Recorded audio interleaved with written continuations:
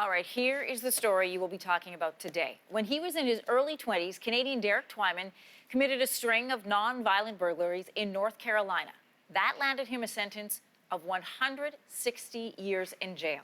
Fast forward to 2007, a New Brunswick law student, Shane Martinez, took a closer look at this case and found something in the law books that he then used to help get Twyman released. So in November, Derek Twyman came back to Canada a free man.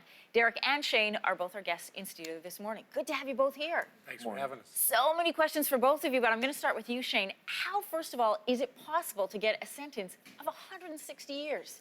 That's a great question. I mean, at the time, it was a legal sentence. 5 years after Derek was sentenced, the law ended up changing so that somebody in his position would actually only receive a maximum of about 14 years, whereas he received 160. However, it wasn't applied retroactively.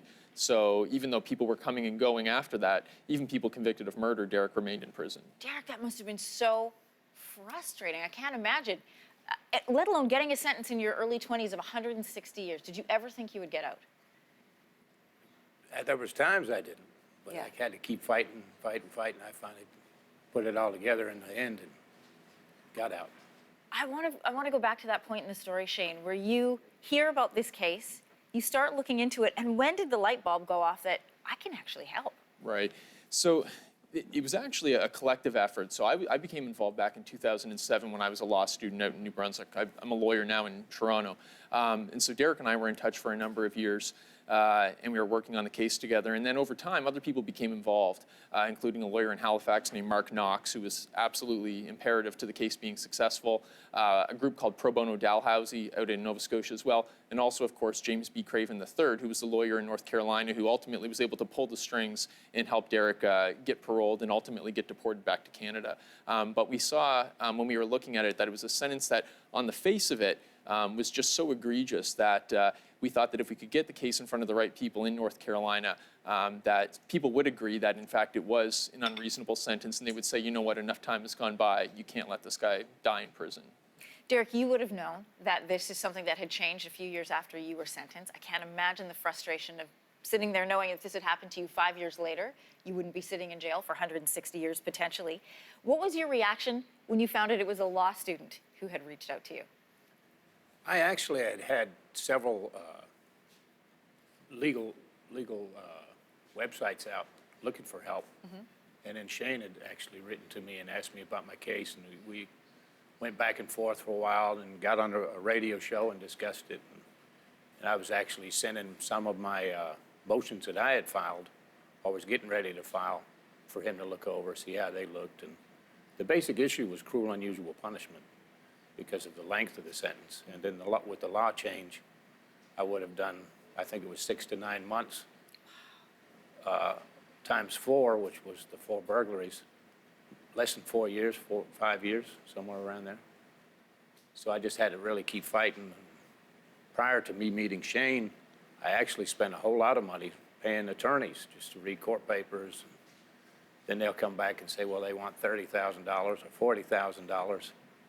But I've already been in prison for 10, 15, 20 years. So where do you come up with that? The prison pays you $1 a day to work.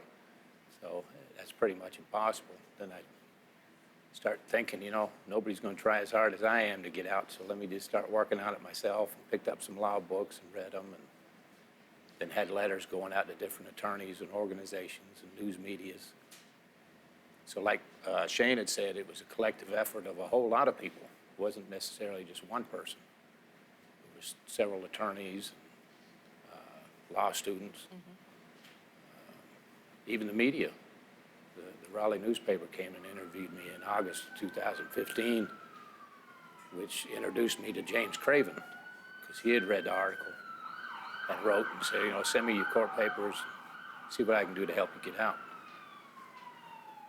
Tell me that feeling when you knew that you were going to be a free man.